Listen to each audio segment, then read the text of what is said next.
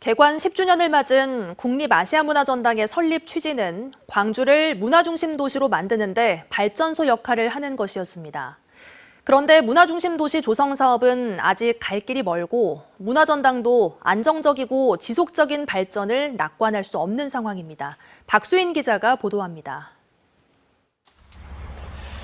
올해 초 복원공사 중 불이 난 옛 전남도청은 국립아시아문화전당의 핵심 시설 중 하나인 민주평화교류원이었습니다. 5.18 당시 열흘간의 이야기를 예술로 승화시킨 콘텐츠를 갖추고 광주의 민주인권 평화 정신을 세계와 나누고 연대하는 거점이었습니다. 그런데 이 민주평화교류원을 5.18 당시 도청 모습으로 복원하자는 여론에 따라 지난 2023년부터 리모델링 공사가 진행 중입니다. 문화전당으로서는 창립 이념이자 현 위치에 세워진 이유기도 한 옛 전남도청과의 관계를 다시 설정해야 하는 숙제를 안게 됐습니다. 더 큰 고민은 문화전당의 안정적인 재정을 계속 확보하는 일입니다. 지금까지 문화전당 설립과 운영은 모두 정부 예산으로 이루어졌습니다.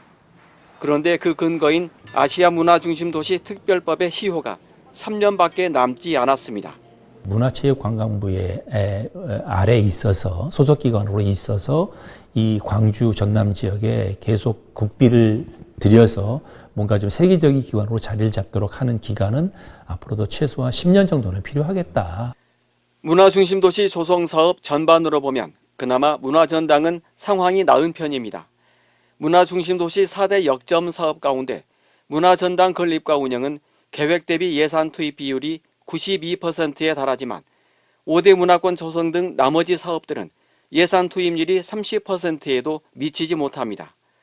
정부가 운영비 전부를 대는 문화전당과는 달리 나머지 사업은 정부가 예산의 절반만 대고 나머지는 광주시가 채워야 합니다. 국가 사업인데도 불구하고 지방비 부담이 상당히 있는 사업이라서 이런 부분에 있어서 상당히 이제 지역적으로는 상당히 부담이 되는 부분들이 있죠. 재정적으로, 지역 재정에서는. 그래서 이제 국비 분담률을 상당히 좀 높여달라, 이제 그런 부분들도 저희들이 꾸준히 요구하고 있고요.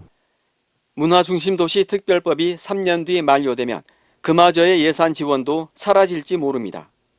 2029년부터는 예산 투입의 근거가 사라지기 때문에 말 그대로 이제 사업의 그 진행이 상당히 어려워지겠죠. 따라서 종합계획의 연장이 필요하다는 얘기입니다. 이를 위해 아시아문화중심도시 특별법, 그러니까 아특법의 개정이 필요하다는 거죠.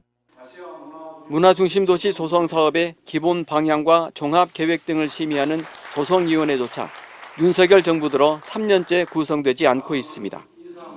윤 대통령 탄핵 정국이 언제 마무리될지 불투명한 상황에서 최고 추진 기구도 없는 조성사업이 언제까지 계속될지 알 수 없습니다. MBC 뉴스 박수인입니다. 언제 어디서나 내 손 안의 뉴스. 광주 MBC 뉴스 유튜브 구독으로 함께하세요.